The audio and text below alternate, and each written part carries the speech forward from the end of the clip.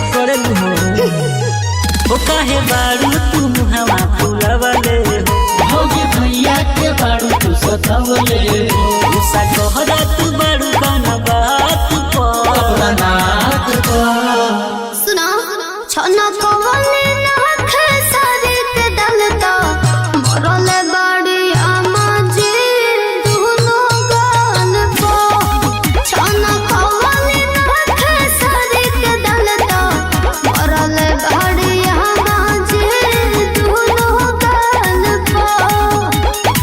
अरे छोटा मोटा बात होत रहेला। अब छोटा मोटा बात हो